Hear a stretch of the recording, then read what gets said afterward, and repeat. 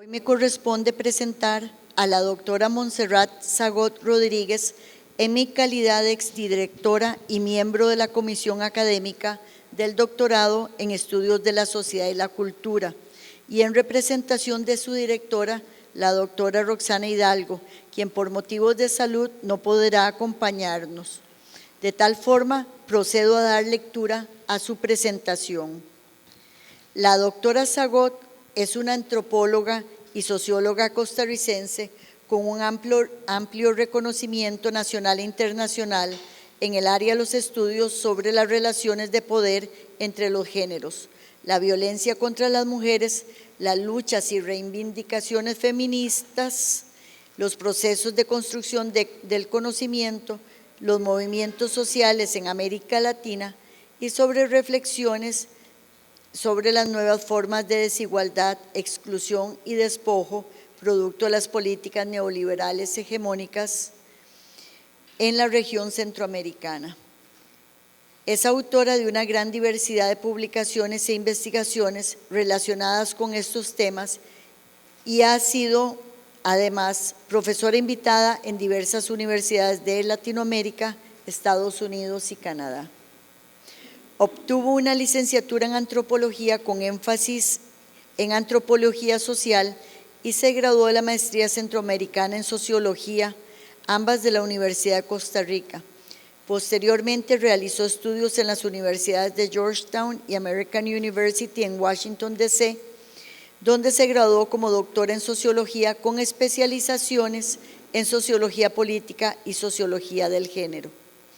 A su regreso a Costa Rica, se incorporó como profesora de la Universidad de Costa Rica y se involucró con el Centro Feminista de Información y Acción, CEFEMINA.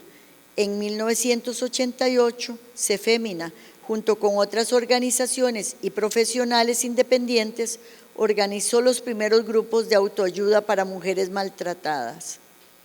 En ese contexto, a Zagot le corresponde facilitar algunos de los primeros grupos de esa naturaleza que crearon en el país y en toda la región centroamericana. Experiencia que ella relaciona directamente con su trabajo por la erradicación del femicidio. Una cita de la doctora Zagot: fue en esa relación directa con las mujeres que sufrían violencia que empezamos a darnos cuenta del gravísimo riesgo que corrían, y un poco más tarde tuvimos incluso que lamentar la muerte de algunas de nuestras compañeras de los grupos de autoayuda a manos de sus agresores. Cierro la cita.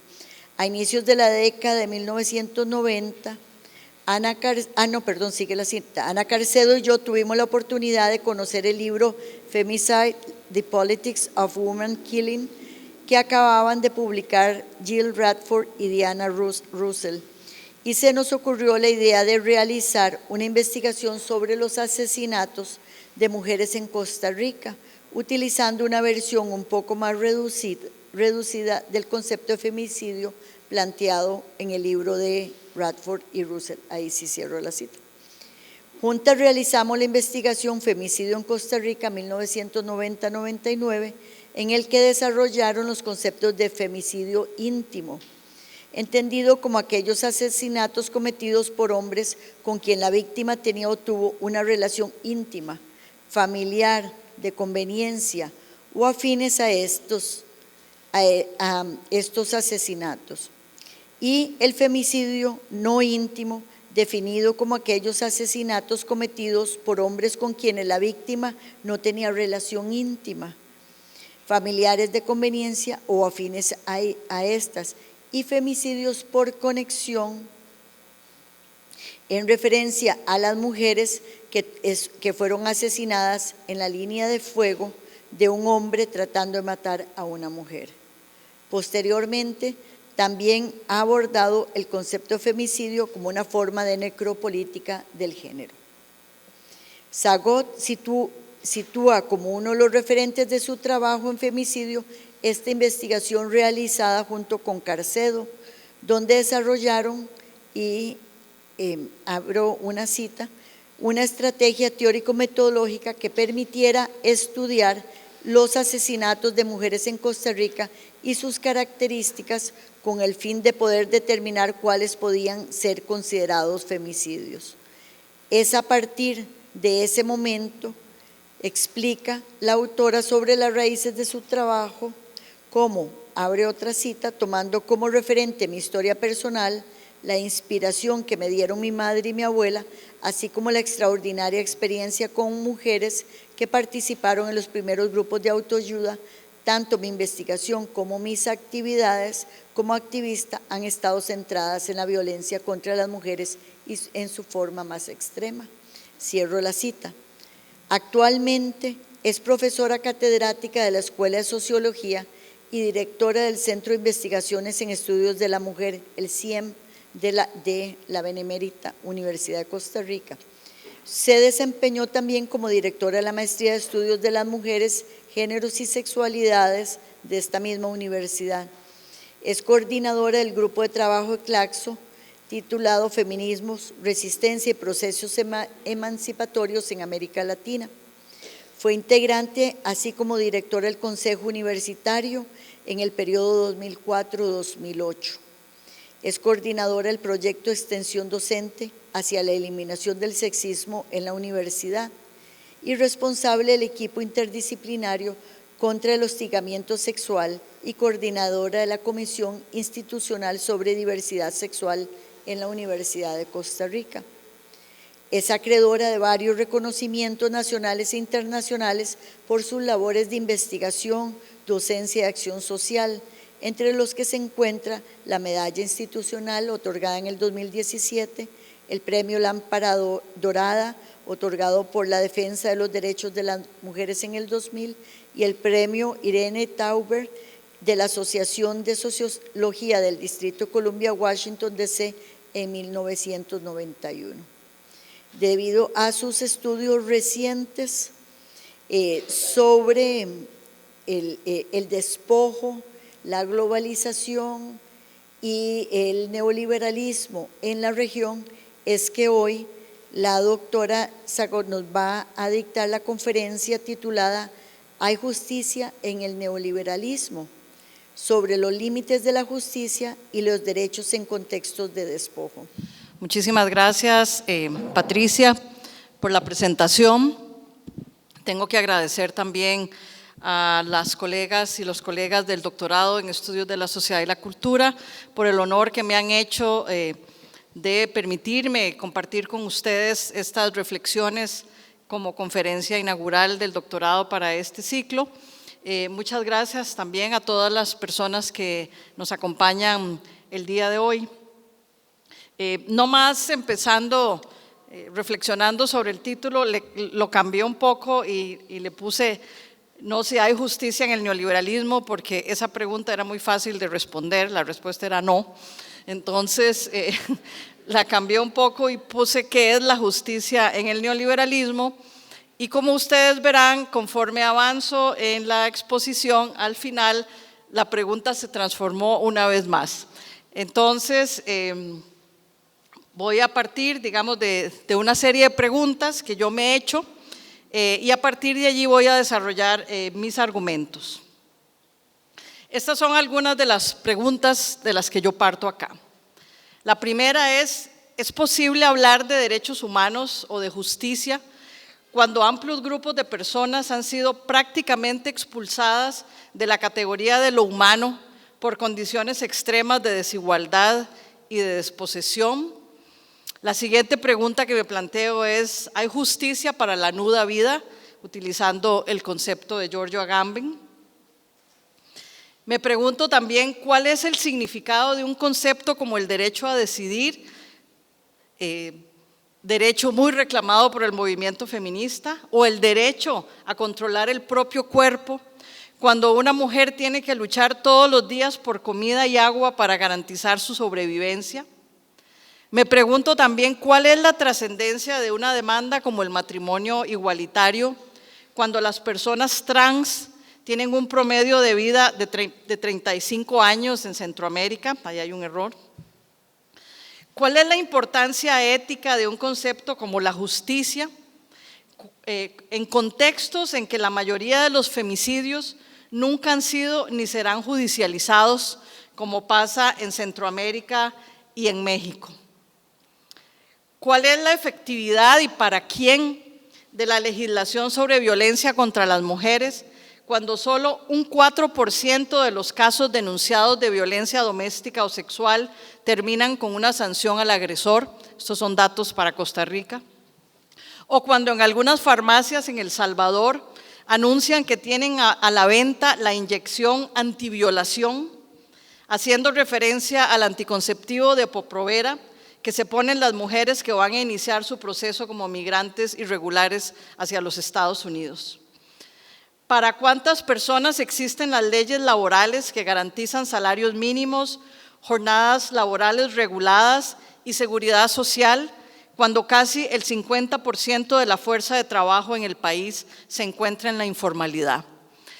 Y no crean que yo no estoy a favor de que existan todas estas leyes. No crean que yo no estoy a favor de que se regulen estas cosas, de que existan leyes contra la violencia, de que existan toda la normativa que existe.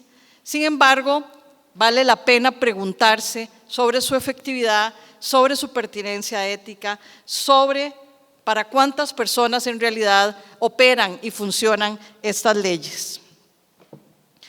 Mi planteamiento y mi argumento va a ser que en un contexto de instrumentalización de la existencia humana y de descartabilidad de muchos cuerpos, los paradigmas de derechos y de justicia arriesgan a perder su peso moral a menos de que podamos integrarlos en un marco más amplio de emancipación.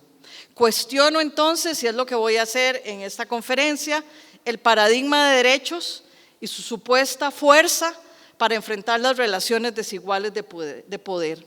Cuestiono también el concepto de justicia, tal y como es usado en las democracias neoliberales, porque tiene básicamente una lógica instrumental y una naturaleza punitiva.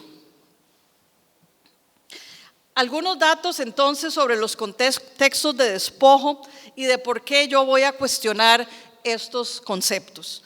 Voy a exponerles, digamos, realidades concretas que me llevan a cuestionar estos conceptos y luego voy a ofrecer algunos planteamientos. Como todos y todas sabemos, en América Latina, el que es la región más desigual del mundo, se experimenta un proceso letal que desecha cuerpos, precisamente aquellos que son expulsados de la categoría de humanos y se convierten en nuda vida. Estamos hablando de los cientos de mujeres víctimas del femicidio, de las personas que perecen en su trayecto hacia los Estados Unidos como migrantes irregulares, las personas que mueren como resultado de los efectos de los plaguicidas en las piñeras, en las zonas cañeras, de los niños y de las niñas que mueren de hambre en Centroamérica, de las mujeres que mueren en embarazos no deseados y que mueren en abortos irregulares e inseguros, de las personas trans que son asesinadas en las calles de Centroamérica. Es decir, hablo de las personas jóvenes que están siendo asesinadas en números extraordinariamente altos en toda la región. Además, en América Latina el coeficiente de Gini es 18% superior al de África subsahariana, según los datos de Pérez Sainz, 36% superior al este de Asia y 65% superior al de los países de alto ingreso. 53% de la población en Centroamérica vive en pobreza y 30% en extrema pobreza. Las tasas de pobreza, por ejemplo, para Honduras son del 74%, de Nicaragua el 69%, para Guatemala del 60%, 40% viven en pobreza extrema en Honduras. Ya sabemos que los más afectados por la pobreza son las mujeres, las niñas y los niños.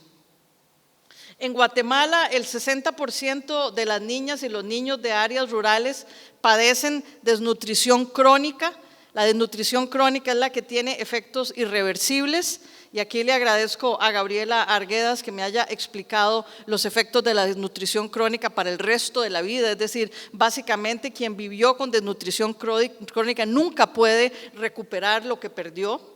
El 51% de los niños y niñas menores de 1 año en las áreas rurales de El Salvador padecen anemia debido a la deficiencia de hierro. Hasta en Costa Rica, según datos de la FAO, el 10% de la población sufre hambre todos los días. En algunas zonas de Guatemala, Honduras, El Salvador y Nicaragua, las personas se están literalmente encogiendo, es decir, reduciendo su tamaño y reduciendo su masa corporal como resultado de la desnutrición y del hambre. Hay varios millones de personas en la región cuya existencia no ha sido ni siquiera registrada, ya que aproximadamente el 30% de los nacimientos en Centroamérica no se registran. ¿De qué ciudadanía vamos a hablar y de qué derechos vamos a hablar cuando las personas ni siquiera tienen registrada su existencia? Es decir, ¿cómo van estas personas alguna vez en su vida a reclamar algún derecho, a reclamar alguna posibilidad de garantías estatales o garantías sociales cuando su existencia ni siquiera ha sido registrada? Sabemos también que hay en toda la región, incluyendo en Costa Rica, un aumento de las tasas de desempleo, de subempleo y de informalización del trabajo. Y diversos estudios longitudinales han demostrado que el desempleo y el subempleo producen un número considerable de muertos, no solo en la persona desempleada, sino en toda la familia. Es decir, que el aumento del desempleo, del subempleo y de la informalización del trabajo va a tener en el mediano y en el largo plazo muertes, va a producir muertes. Voy a darles también algunos datos sobre el contexto de lo que yo llamo la descartabilidad de cuerpos. América Latina es una de las regiones más violentas del mundo, además, fuera de una zona de guerra abierta, con países como El Salvador, Honduras, Guatemala y Venezuela y México, presentando algunas de las tasas más altas de homicidios. En América Latina, yo insisto, está en funcionamiento un proceso letal de grandes proporciones. San Pedro Sula, en Honduras, por ejemplo, una de las ciudades más peligrosas, tiene una tasa de homicidios de 169 por 100,000 habitantes. Recordemos que la OMS considera una tasa de homicidios mayor a 10 por 100,000 como epidémica. 10 por 100,000, la de San Pedro Sula, 169 por 100,000. Tasas muy similares, muy altas, de 89 por 100,000, se viven en la ciudad de El Salvador. En Costa Rica ya superamos la barrera de la tasa epidémica y ya la tasa de homicidios anda alrededor de un 12%. Evidentemente no es comparable con San Pedro Sula, pero superar ya la base de esa medida que la OMS considera epidémica es realmente preocupante. Varios de los países de Centroamérica también presentan las tasas de femicidios más altas del mundo. El Salvador tiene la tasa de homicidios de mujeres más alta del mundo. Amnistía Internacional define El Salvador como uno de los países más peligrosos del mundo para ser mujer. Guatemala y Honduras también están entre los 10 países con las tasas más altas. En Guatemala asesinan aproximadamente a 600 mujeres al año, muchas de ellas en condiciones de extrema crueldad y de extrema toxicidad. Es que como tendencia regional, los homicidios de mujeres se han incrementado a una tasa mayor que los de los hombres en los últimos años. Veamos algunos ejemplos de esto. En Honduras, después del golpe de Estado, los homicidios de hombres se incrementaron en un 60%. Esto es un escándalo para cualquier país del mundo. Pero los homicidios de mujeres se incrementaron en un 246%. Esto según datos del Observatorio de la Violencia de la Universidad Nacional Autónoma. Una situación similar ya se había reportado en Ciudad Juárez después de la aprobación del NAFTA, cuando los homicidios de hombres se incrementaron en un 300%, pero los de mujeres en un 600%.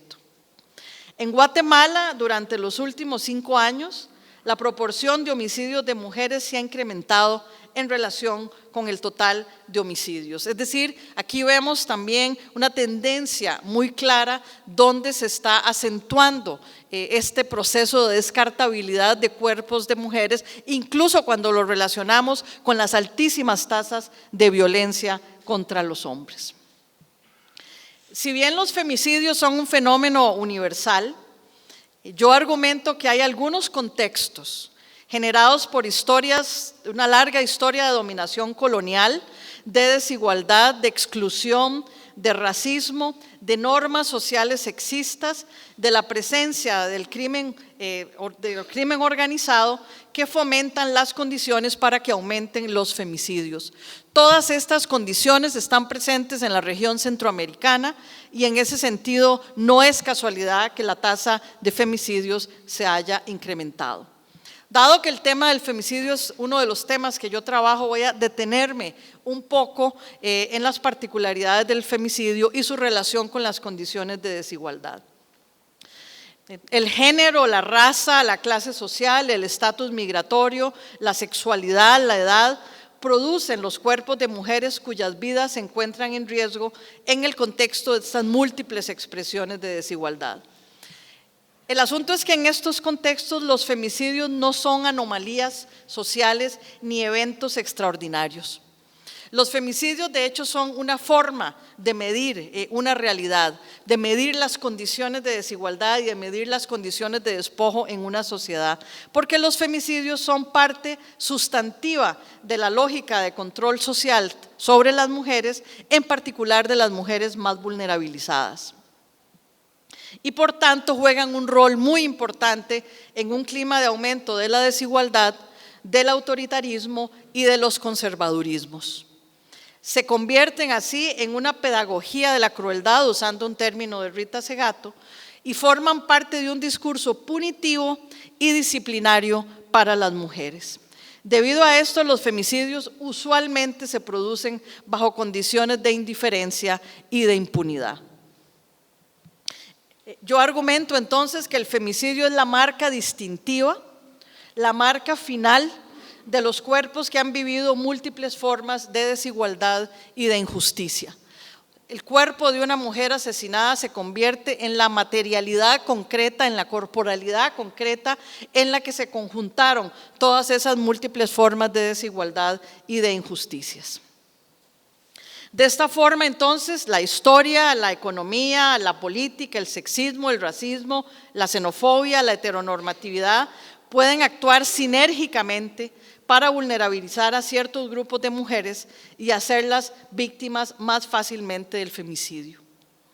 Los cuerpos de estas mujeres asesinadas, que en Centroamérica son cientos, en México son cientos, son entonces el resultado concreto de los múltiples sistemas de desigualdad que terminan produciendo un contexto de descartabilidad de mujeres. En un artículo publicado hace algunos años, yo le llamaba a este proceso un proceso de necropolítica de género. Ahora bien, ¿por qué algunos países y regiones se convierten en territorios propicios para que florezcan las desigualdades extremas, para que florezcan las condiciones de despojo extremas y para que florezca la necropolítica de género? Voy a centrarme ya entonces en Centroamérica, voy a hablar de procesos del neoliberalismo y de cambios civilizatorios. La transición hacia la democracia en Centroamérica, desde mi punto de vista, fue incompleta y muy restringida. Se firmaron acuerdos de paz, se acabó la guerra sin guerra, como le llamaron en Honduras, pero no se acabaron las condiciones que habían producido, en primer lugar, esas condiciones que llevaron a la guerra. Es decir, la democratización formal, además, rápidamente se combinó con una agenda neoliberal. En Costa Rica, desde hace décadas, además, Costa Rica, para que se diferencie un poco del resto de Centroamérica, se vive un agotamiento del estado de bienestar y la alternativa ha sido la implementación de una agenda neoliberal. Lo podemos ver todos los días en las noticias. En ese sentido, en Centroamérica, en Costa Rica, se ha asumido el discurso de la igualdad como parte de una retórica, pero no se incorporó como una dimensión inherente de la justicia social. Si el discurso de la igualdad se hubiera incorporado como una dimensión inherente de la justicia social, todos los datos que les brindé antes no existirían o serían datos completamente diferentes. El hecho de que se vivan esas condiciones de despojo, esas condiciones extremas de pobreza, esas condiciones extremas de desigualdad, el hecho de que los países centroamericanos tengan algunas de las tasas más altas de homicidios del mundo y de femicidios también, nos dice entonces que la igualdad se quedó como parte de la retórica, puesta en los documentos, puesta en los discursos de los políticos más progresistas de alguna época, ya ni siquiera de todos los políticos, pero no se incorporó entonces como esta dimensión inherente de la justicia social. Si en Centroamérica antes prevaleció el discurso de la seguridad nacional sobre el de los derechos humanos, ahora ha cambiado un poco y ahora prevalece el discurso económico. Y la preocupación central es en la competitividad. Los derechos humanos son tratados como costos de producción y hasta como privilegios que atentan contra la eficiencia estatal de las empresas privadas. Los derechos humanos en la región centroamericana nunca han sido un elemento prioritario. Antes, como les digo, porque atentaban contra la seguridad nacional y ahora porque atentan contra la productividad. Hasta en Costa Rica, esto es un dato de una encuesta de Unimer de hace unos años, el 35% de la población, y yo creo que ahora debe ser más alto, no conseguí un dato más reciente, ya considera que el desarrollo económico es más importante que el mantenimiento de la democracia. La democracia más consolidada y antigua de Centroamérica ya tiene un porcentaje muy importante de la población que considera que el desarrollo económico es más importante que la propia democracia. Yo voy a argumentar entonces que además el neoliberalismo le impone un reto mayor a los ideales de igualdad y de justicia. Esto porque la prevalencia de las fuerzas del mercado impuestas por el neoliberalismo le representan un serio cuestionamiento a las aspiraciones de igualdad y a las democracias. La implementación descarnada de los principios del neoliberalismo marca un cambio de época. Produce, de hecho, según algunos autores, un mundo nuevo. No es el mismo capitalismo del principio de siglo, no es el mismo capitalismo que llevó a los estados de bienestar, no es el mismo capitalismo ni siquiera de la crisis de la década de los 80. Algunas de estas características de este nuevo mundo que está surgiendo, que ya está instalado en algunos lugares, estos son características que han sido desarrolladas por algunos autores como Achille Mbembe o como Boaventura de Sousa Santos. Ellos dicen: proliferación de fronteras y de zonas militarizadas por poderes formales y de facto, construcción de un apartheid social que produce un nuevo espacio-tiempo hegemónico, emergencia de un Estado global securitario que suspende las nociones de derecho y libertad que eran inseparables del proyecto de la modernidad, usurpación de las prerrogativas del Estado con complicidad del propio Estado por parte de actores sociales muy poderosos. El Estado se presta para eso en la mayoría de los países. En Honduras, por ejemplo, aprobaron en una noche el proyecto de ley sobre ciudades modelo, que es una nueva forma de apartheid, que es una nueva forma de enclave. La aprobación del Tratado de Libre Comercio, como se dio en la gran mayoría de los países, es prácticamente lo mismo. Tenemos además una fuerte financiarización de la economía y el fenómeno de un crecimiento sin empleo. Violencia e inseguridad en todas sus dimensiones. De hecho, la información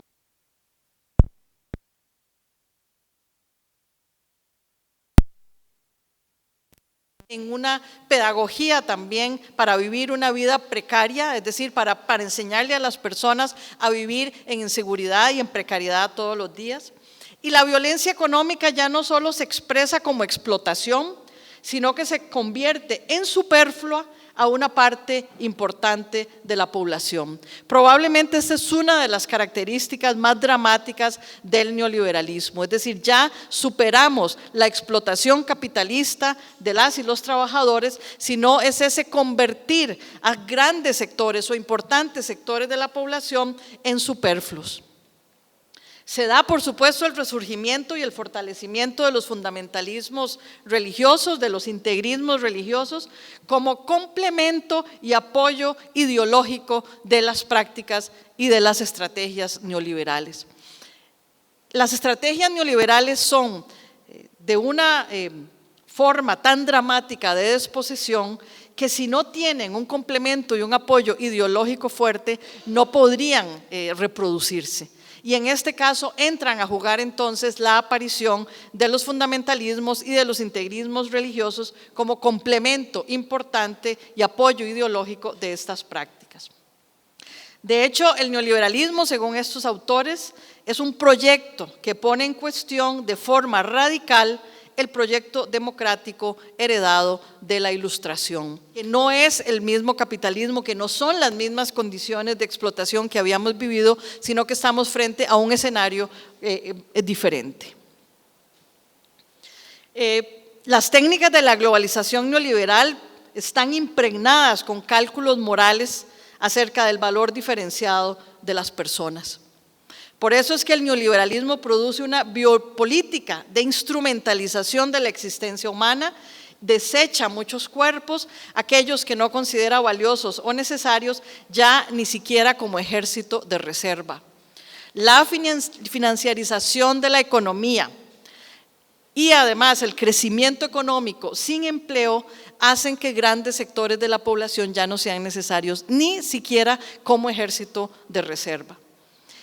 Además, el neoliberalismo trae aparejados un incremento del autoritarismo en todas sus formas, tanto en la vida cotidiana como en el espacio público, incremento del militarismo, de la exclusión, del racismo, del sexismo, produce profundas rupturas en el tejido social, pérdida del sentido de la solidaridad, ahora más que nunca es sálvese quien pueda, pérdida del sentido de comunidad, y por supuesto destrucción masiva de los ecosistemas. Era del necroceno, justamente por ese proceso salvaje de desaparición de especies, territorios, culturas, lenguajes y personas. Según lo demuestran entonces muchos estudios, en las regiones donde se han implementado las políticas neoliberales de forma descarnada, que han generado, como ya dije, explotación, pobreza, hambre, deterioro, etcétera, hay una gran propensión además a la construcción de ambientes sumamente violentos. En relación con las mujeres en estas nuevas condiciones, algunas personas hablan de una remasculinización o una hipermasculinización del Estado y de la sociedad como resultado de la operación de las ideologías del mercado. Verónica Schill, una politóloga chilena que trabaja en Canadá, dice que los estados de bienestar hay, digamos, un estado un poco más feminizado, por decirlo de alguna forma, un estado un poco más solidario, que construye más comunidad, pero que en el neoliberalismo el Estado y la sociedad se remasculinizan y se hipermasculinizan, creando entonces condiciones además más severas de explotación, de exclusión para las mujeres y condiciones de mayor peligrosidad para ellas. Esto entonces produce además ese incremento que ya les mencioné de los femicidios y de otras formas de violencia. El neoliberalismo también nos promueve la construcción de una serie de poderes de facto operando libremente en todos los niveles de la existencia. Estos poderes de facto también son el resultado de las ideologías del mercado en su versión más salvaje. Las ideologías del mercado en su versión maximalista, como yo le digo, han generado la extracción, además, sin regulaciones de la riqueza, y eso ha generado no solo corrupción y enriquecimiento desmesurado de algunas personas, de algunos grupos, de algunas corporaciones, sino que también fomenta los negocios ilícitos, el tráfico de drogas, de personas, de armas, etcétera. Es decir, estos negocios ilícitos también forman parte de las ideologías del mercado en su versión maximalista y por supuesto esto también fomenta el autoritarismo y la impunidad. Vemos a los estados salvando a las grandes corporaciones cuando se producen las crisis, vemos a los estados haciendo amnistías tributarias para las grandes compañías o para los grandes evasores, pero no vemos entonces a los estados teniendo las mismas consideraciones en términos de garantía de derechos para las poblaciones más vulnerabilizadas. El nuevo ciclo histórico, entonces, en Centroamérica se caracteriza por la combinación de un proceso de democratización, porque hay elecciones más o menos libres, ¿verdad?, que abrió en algunos momentos espacio incluso para la inclusión política de las demandas de las mujeres y de otros grupos. En toda la región centroamericana se abrieron mecanismos nacionales para el avance de los derechos de las mujeres, en todo lado se crearon institutos nacionales de las mujeres, en todo lado se aprobaron algunas políticas en relación con las poblaciones indígenas, en todo lado se aprobaron algunas políticas de igualdad. Pero todo esto se ha quedado en el terreno de lo formal.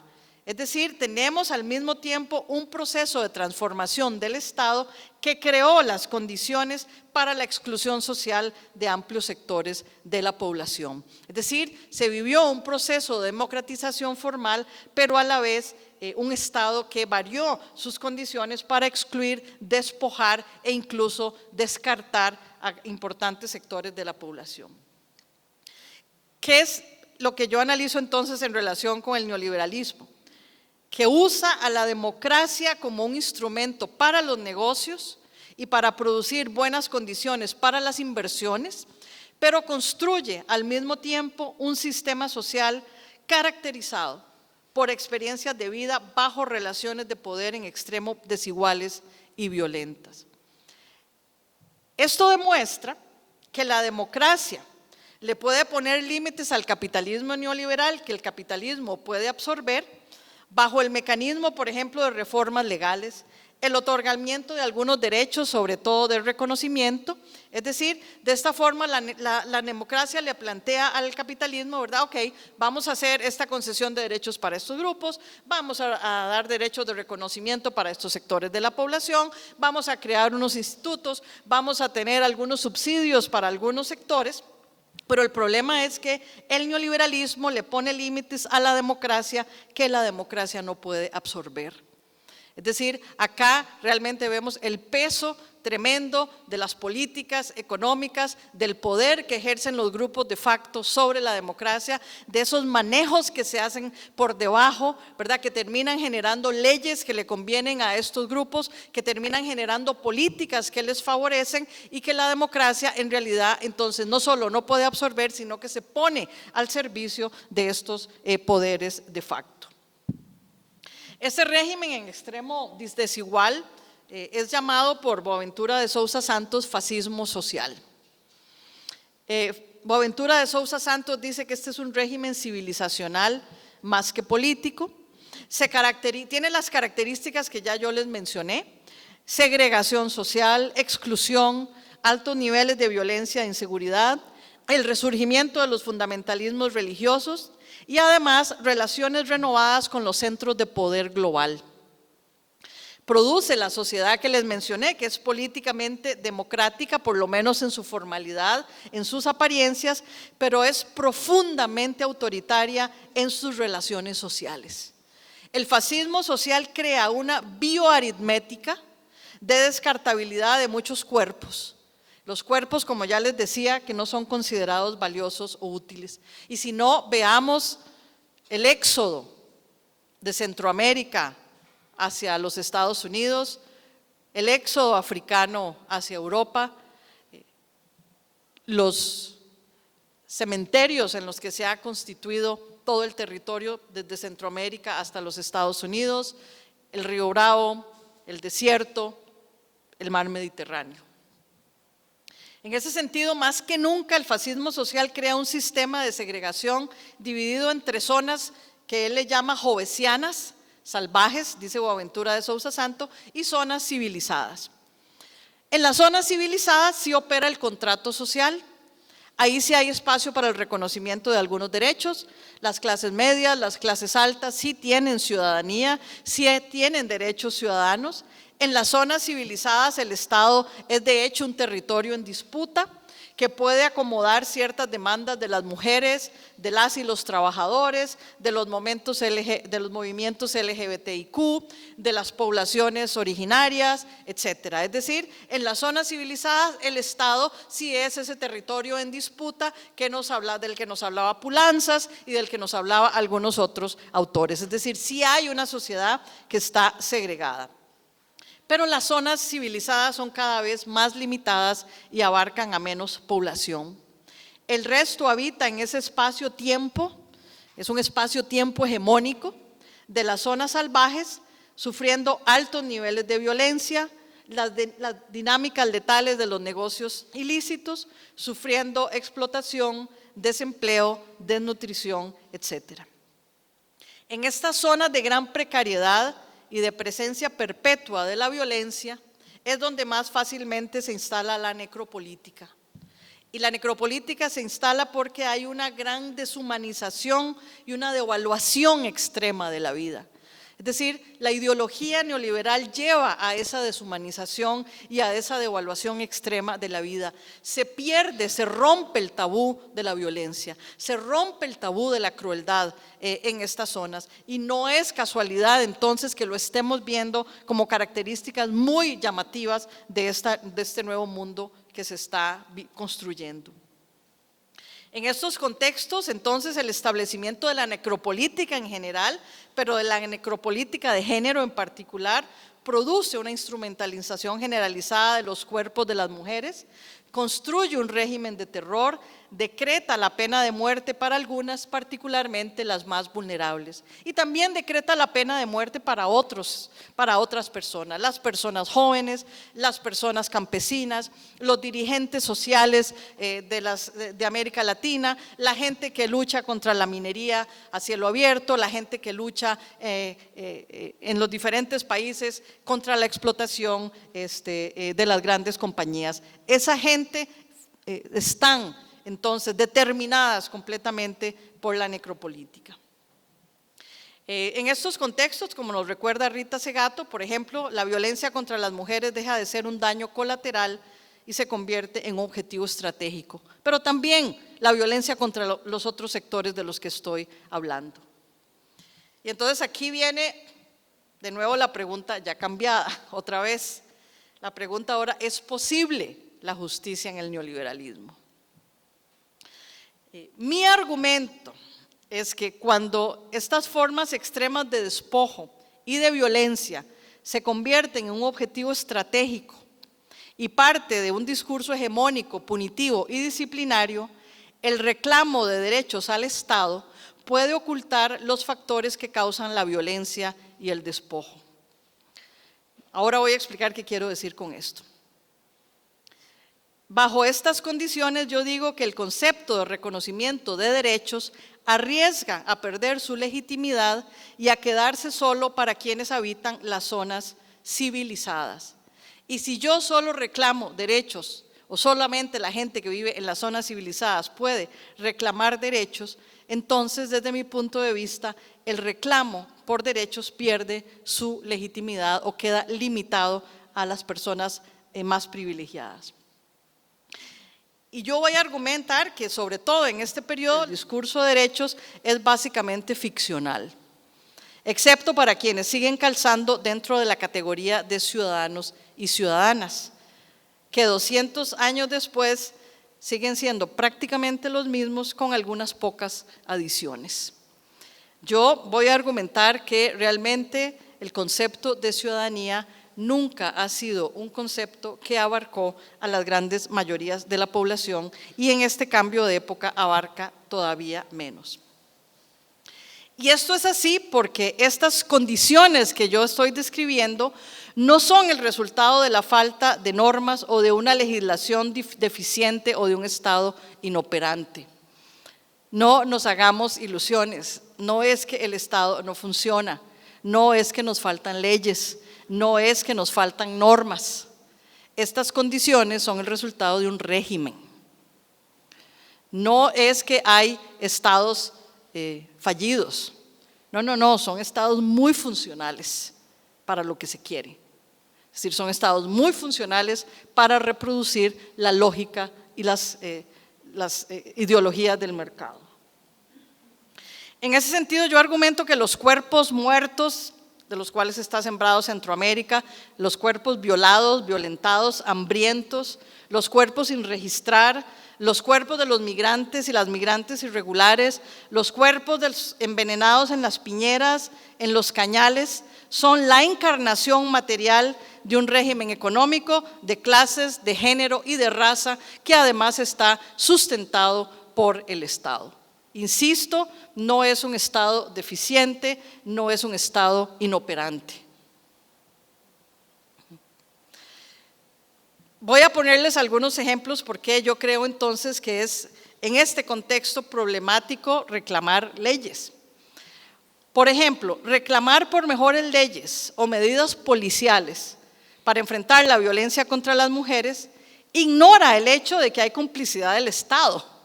Es decir, que el Estado es un componente esencial en los contextos que se descartan mujeres.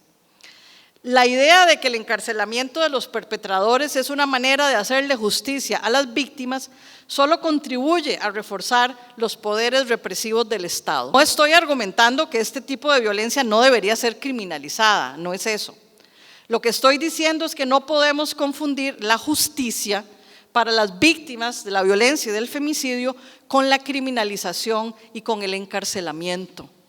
No podemos confundir justicia con encarcelamiento y con criminalización simplemente. Confundir justicia con criminalización solo nos lleva a alinearlos con la mentalidad carcelaria del Estado neoliberal. En Guatemala, por ejemplo, hay propuestas muy interesantes, Paula Barrios y sus compañeras, de cómo no responder únicamente con la criminalización.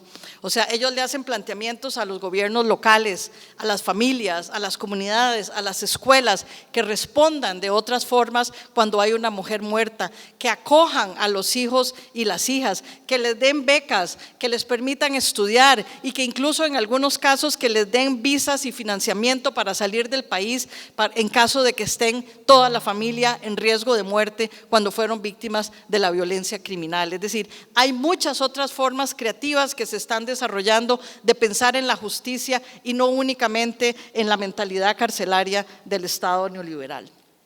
Vean ustedes, yo defiendo a toda costa el derecho a decidir, el derecho de las mujeres a decidir sobre su propio cuerpo. Sin embargo, reclamar el derecho a un aborto seguro no necesariamente toma en cuenta los factores que ponen a las mujeres pobres, indígenas, rurales, en condiciones extremas, sin derecho a decidir sobre nada. Yo prefiero que exista el derecho a decidir, pero a la vez entonces tengo que preguntarme qué pasa con todas esas mujeres que no solo no pueden decidir sobre su propio cuerpo, sino que no pueden decidir sobre nada en sus vidas. Nada, absolutamente nada. Su agencia está absolutamente limitada por unas condiciones apabullantemente excluyentes. Reclamar el derecho igualitario, yo defiendo el derecho al matrimonio igualitario, lo defiendo, no es que no defienda estos derechos, pero reclamar el derecho al matrimonio igualitario no toma en consideración que para millones de personas la lucha es por la sobrevivencia diaria. Reclamar derechos laborales para quienes tienen trabajo formal, con lo cual también estoy absolutamente de acuerdo, es desconocer las condiciones estructurales que han llevado a la informalización del trabajo. ¿Qué quiero decir con esto? Los reclamos tenemos que hacerlos porque el Estado no es un territorio que podemos abandonar, o sea, de lucha. Sin embargo, si yo solamente me limito a dirigir esos reclamos al Estado, estoy perdiendo de vista todas estas condiciones de las que he hablado hasta ahora y nos mete entonces en un proceso de deslegitimar el reclamo de derechos. Porque la dinámica de demandar derechos formales no ha tenido un suficiente impacto en las desigualdades. El discurso de derechos, insisto, es importante y útil, pero no debilita el poder del neoliberalismo, ni garantiza justicia para las personas excluidas. el discurso y las prácticas de las relaciones desiguales de poder pueden ser fácilmente silenciadas si se subsumen en el discurso de los derechos o en el uso instrumental y punitivo de la justicia. Es decir, no podemos hacer únicamente un uso instrumental y punitivo de la justicia y olvidarnos de las prácticas y del discurso de las relaciones desiguales de poder. El asunto es que hay una tensión permanente entre un sistema que pretende ser igualitario, ese es uno de los retos más grandes que tenemos, la democracia, cuando está enlazado con el capitalismo y más ahora con el neoliberalismo, cuya esencia es la desigualdad. Es decir, vamos a tener que enfrentar esta contradicción y por eso si solo nos enfocamos en demandar derechos, perdemos de vista que la esencia del sistema que estamos viviendo es la desigualdad. Y que el capitalismo siempre va a depender de la explotación, de la racialización y de la generalización del trabajo, y ahora además el capitalismo está construyéndose sobre la base de la descartabilidad de los cuerpos que no utiliza. En ese sentido, mi planteamiento es que las medidas para alcanzar la igualdad de jure son una concesión a las demandas de los movimientos sociales, pero se convierten muchas veces en una promesa vacía al ensanchar la brecha entre el empoderamiento político y económico de algunos y las condiciones de despojo de las mayorías.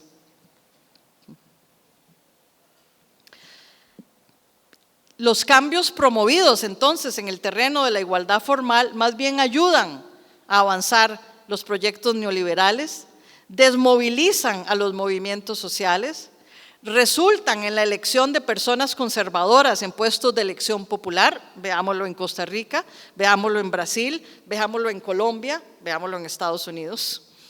Promueven además una visión estática de ciertos grupos que reclaman derechos y disminuyen su eficacia como actores y como actoras políticos. En ese sentido, compañeras y compañeros, no podemos, insisto, abandonar el Estado como un territorio de lucha, como un territorio en disputa, pero si solo nos quedamos allí, los cambios promovidos entonces en la igualdad formal solo van a tener estas consecuencias. Para ir terminando ya, si queremos perturbar, aunque sea perturbar la hegemonía del neoliberalismo e imaginar un mundo sin despojo y sin violencia, el paradigma de los derechos y la lucha por la justicia van a fallar a menos que se pueda garantizar una vida plena para las grandes mayorías. No solo en términos de reconocimiento de derechos, sino en términos de las condiciones sociales, económicas, políticas y simbólicas que se requieren para vivir más allá de la sobrevivencia. La aspiración, y se los reconozco, probablemente ahora localizada nada más en el ámbito de la utopía, debe ser la construcción de un nuevo concepto de justicia que ayude a desmantelar las jerarquías instaladas por los diferentes tipos de desigualdad. Y fíjense que en el siglo XXI yo digo que hay que volver a un autor del siglo XIX que se llamaba Carlos Marx, cuando nos planteaba a cada cual de acuerdo a sus capacidades, a cada cual de acuerdo a sus necesidades.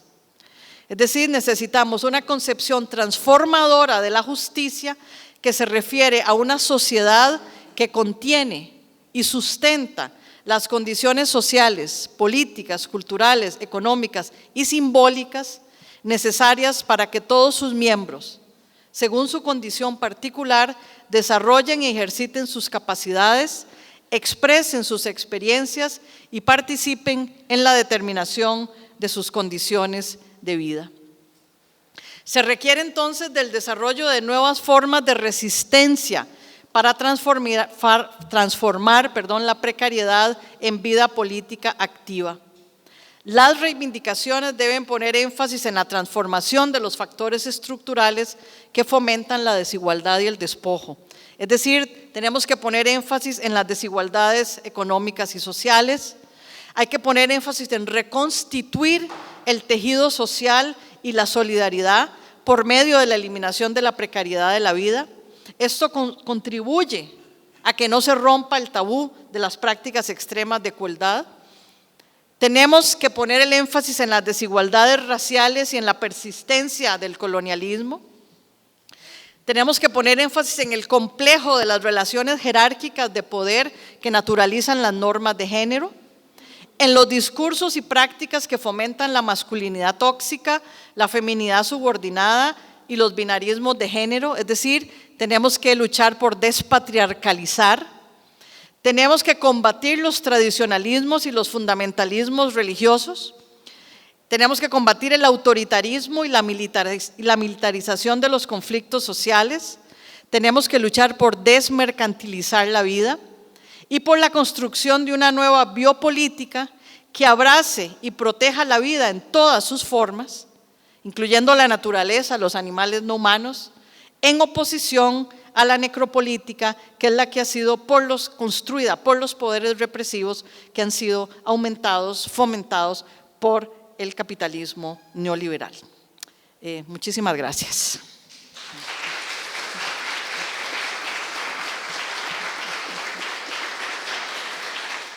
Bien, buenas noches.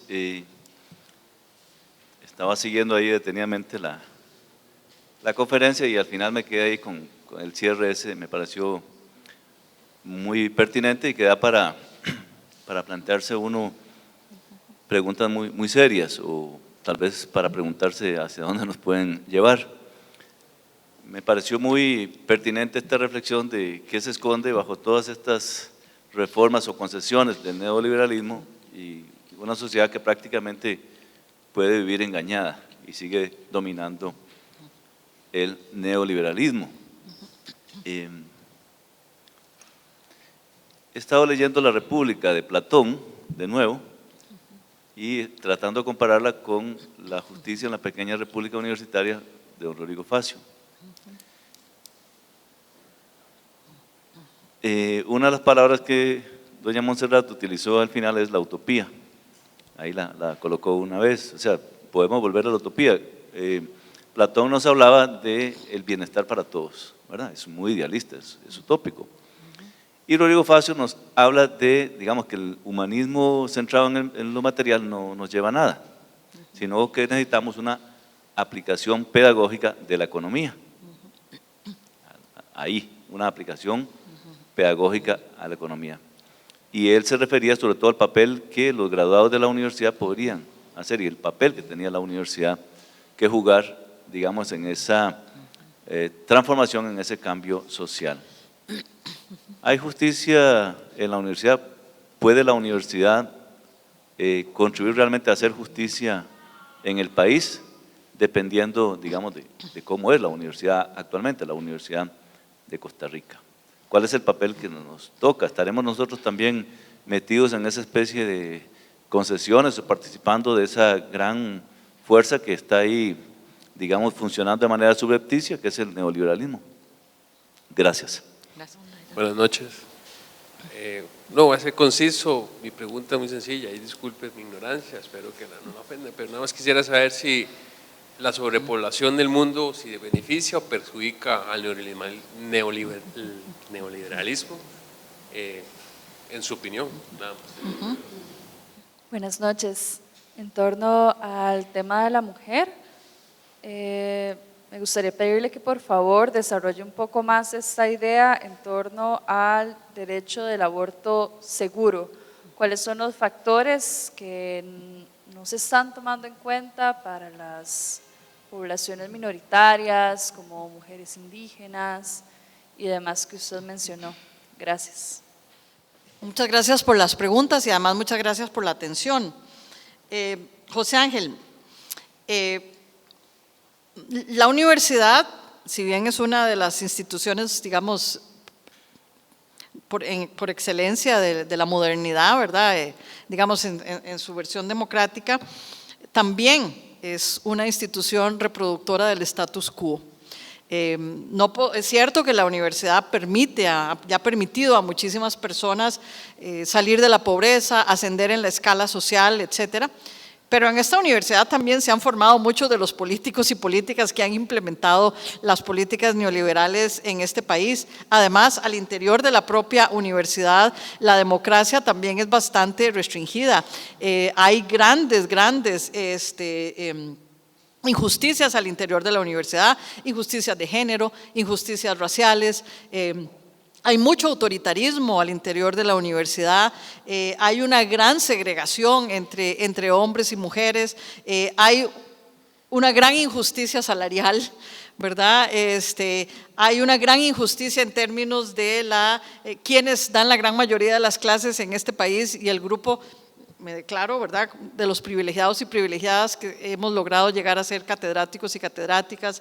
Es decir, la universidad tiene un rol contradictorio desde mi punto de vista porque sí ha permitido el ascenso social, sí ha llevado proyectos y programas a muchas comunidades y les ha ayudado, pero a la vez también es reproductora del sistema y también reproduce la desigualdad a su interior. Yo creo que lo que tenemos que hacer es luchar porque la universidad, digamos, conforme sea más democrática a su interior, mejor podrá cumplir ese rol social, ¿verdad?, que tiene de ayudar a democratizar la sociedad.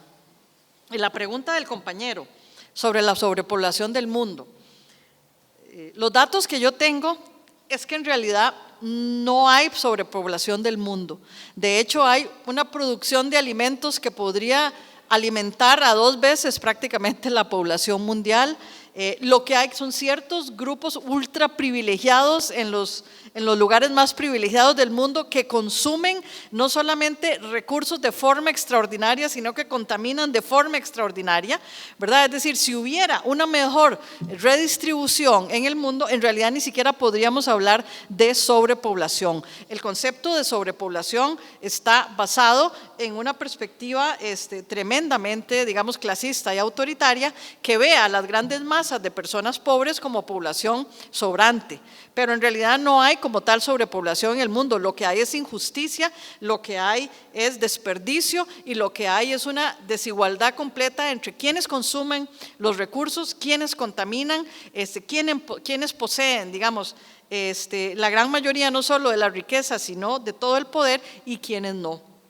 En relación con el derecho al aborto seguro que me plantea la compañera, yo les dije desde el principio que yo soy una fiel creyente, digamos, en el derecho de las mujeres a poder decidir sobre su propio cuerpo. Eso significa que tiene que haber una legislación que les garantice ese derecho, pero el asunto es que incluso cuando esos derechos están garantizados en los países que existen, las personas que pueden acceder a esos derechos son las que tienen un cierto tipo de privilegio, las que pueden llegar a las clínicas a hacerse el aborto de forma segura, las que pueden recibir la atención médica adecuada, las grandes masas de mujeres que viven en las zonas rurales, en las zonas indígenas, las mujeres excluidas, las mujeres más empobrecidas, nunca llegan, digamos, a tener ese derecho como tal, o en todo caso terminan practicándose abortos en las condiciones más inseguras y con más riesgo. Si vamos a reclamarle derechos al Estado, incluyendo el derecho al aborto, tenemos también que abrir una conversación y una discusión sobre las grandes condiciones de exclusión social que viven las mujeres que a lo mejor nunca van a poder alcanzar ese derecho. El otorgamiento de derechos a los grupos históricamente excluidos, que en efecto algunas personas nos hemos beneficiado de esos derechos, construyó también nuevas élites, ¿verdad? Ha construido nuevas élites de mujeres, ha construido nuevas élites de grupos de trabajadores, ha construido nuevas élites de poblaciones indígenas y poblaciones afrodescendientes, pero, insisto, las grandes masas y las grandes mayorías, la ilustración, los derechos, la ciudadanía prácticamente nunca les llegó. Entonces sí, peleamos por el derecho al aborto seguro, pero por favor no olvidemos la conversación y la lucha por esas condiciones que a lo mejor nunca van a permitir a personas acceder a ese derecho. Ese es como un poco el punto que quería plantear. Felicitación por tu consistencia y coherencia política. Mi pregunta es la siguiente. Dentro del Partido de Acción Ciudadana ha habido una corriente de política y de pensamiento que se llama el progresismo. ¿Que se llama cómo? El progresismo. Al progresismo, ya. Que tiene una parte de los importantes de los puestos de gobierno en el gobierno actual. ellos son los que levantan la agenda por los derechos humanos de tercera generación y le han hecho la concesión de dirigir la economía a otro grupo económico bajo el supuesto de que ambos se van a conceder unos a otros espacios y que va a ser posible avanzar con la agenda progresista. ¿Qué opinión te merece esto? Usted habla del Estado como una arena de disputa necesaria, pero a la vez insuficiente e incluso cómplice. Mi pregunta es entonces, ¿cuáles otros espacios se pueden gestar que constituyan proyectos emancipatorios donde se pueda construir una nueva noción de derecho que no se limite al derecho de reconocimiento? Brevemente, siguiendo la pregunta sobre la emancipación, ¿cómo podemos democratizar este conocimiento? Todos los aportes que ha hecho la doctora Zagot esta noche son muy relevantes, pero desde su perspectiva investigadora, ¿cómo podemos democratizar y llevar todo este conocimiento al resto de personas para fomentar el saber popular, ya que incluso en este auditorio estamos dentro de una élite académica? Entonces, ¿cómo podemos trasladar eso y traducirlo inclusive desde su perspectiva? Muchas gracias. Bueno, muchas gracias también de nuevo por sus preguntas. Carlos, hace mucho no te veía, gracias por venir. Mira, yo pienso que pensar que se puede negociar con los grupos de facto y con los sectores económicos más poderosos y que si les damos a ellos una concesión se puede hacer otra concesión es un poco, digamos, ilusorio. Y de alguna forma tampoco es posible, por decirlo así, el efecto derrame, es decir, que le concedí estos derechos y luego a estos grupos más poderosos y que luego esos derechos de alguna forma se van a trasladar al resto de la sociedad, convertido, digamos, en derechos humanos o tal. Me parece que no es así como opera, es decir, cuando se le hacen grandes concesiones a los grupos más poderosos económicos, más bien terminan fortaleciéndose y empoderándose. Si tienen alguna vocación democrática, pues entonces aceptan, digamos, que se haga algún derecho como concesión, pero no realmente una transformación profunda que lleve a la redistribución. ¿Verdad? Porque los derechos de reconocimiento son muy fáciles de dejarlos en el papel, pero los derechos realmente redistributivos son los que son realmente difíciles de conseguir. Entonces yo pienso que en la medida en que sean solo derechos de reconocimiento, algunas concesiones se pueden hacer, pero cuando entramos al terreno de la redistribución es donde ahí la cosa ya no avanza. Los espacios de lucha. Como decía, digamos, no hay que abandonar el Estado, pero muchos planteamientos ahora hablan de retomar, digamos, los espacios de lucha, las comunidades, los ríos, los bosques, hasta las paredes de las ciudades, es decir, que hay que buscar, digamos, todos los espacios que nos permitan desarrollar luchas que vayan construyendo, digamos, nuevos sentidos de pertenencia y nuevas formas, digamos, de relacionamiento social y de construcción de sentido comunitario e identitario. Si esto va a producir luego las grandes transformaciones desde abajo que queremos, de nuevo está en el terreno, digamos, de lo posible, pero no necesariamente lo alcanzable. Yo creo que estamos viviendo en una época muy complicada donde hay mucho espacio para el pesimismo y poco espacio para el optimismo, pero sí, digamos, se habla de la construcción de esos espacios que van desde los espacios locales, los bosques, los ríos, las paredes de las ciudades, etcétera. Ya lo vimos con las chicas que hicieron la manifestación en México en contra de la violación, que fueron muy criticadas, pero agarraron todo el espacio público y lo llenaron de pintas, de marcas, de reclamos, etcétera. Entonces, por eso les digo que los espacios de lucha ya tienen que ser diversificados y estar a muchos niveles diferentes. La pregunta del compañero de la democratización del conocimiento es absolutamente fundamental. Las universidades son espacios de élite. O sea, ¿para qué voy a decir yo una mentira? Es decir, a través de nuestros proyectos de extensión, de acción social, digamos, se trata de democratizar de alguna forma el conocimiento, de llevar conocimientos a otros lados, pero la esencia de las universidades es ser espacios de élite. Entonces, en ese sentido, Yo también creo mucho en la construcción, en el relacionamiento con otros sectores, el no quedarnos únicamente en los auditorios de la universidad, en llevar, digamos, a la universidad más allá de los proyectos de extensión o de acción social, de otras formas a las universidades. Evidentemente habría que cambiar las formas de admisión a la universidad, habría que abrir muchísimas más sedes de la universidad en otros lugares, habría que hacer lo que hizo Lula, que abrió durante sus periodos de 8 años no sé cuántas universidades populares indígenas para los afrodescendientes en Brasil. Y eso evidentemente, de nuevo, me lleva al terreno de la redistribución. Es decir, si no hay redistribución, yo no puedo empezar a abrir universidades populares, universidades indígenas, universidades para afrodescendientes, ni puedo empezar a abrir sedes regionales, ni puedo cambiar los procesos de admisión para que más personas puedan ingresar. Entonces, de nuevo, apelo, digamos, a la necesidad de la justicia redistributiva. Gracias. Buenas noches, les invitamos a seguir conversando, ¿verdad? En este sentido también de ir creando una comunidad pensante y crítica sobre el devenir, y de parte del Doctorado de Estudios en la Sociedad y la Cultura les agradecemos su participación y colaboración en esta conferencia. Muchas gracias a la doctora Zagot. Gracias.